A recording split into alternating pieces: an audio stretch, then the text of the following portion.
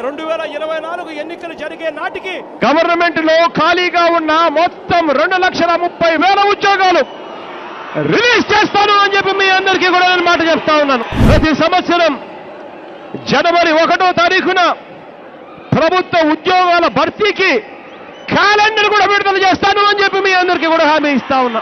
అధికారంలోకి వచ్చిన తర్వాత మెగా డిఎస్సి పెడతామని చెప్పి ప్రతి పిల్లాడికి చెప్తా ఉన్నా.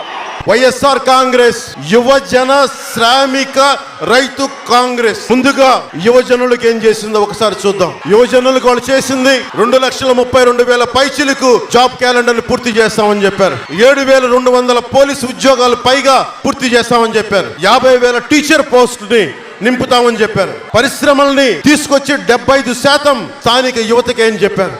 Hello AP, by by YCP.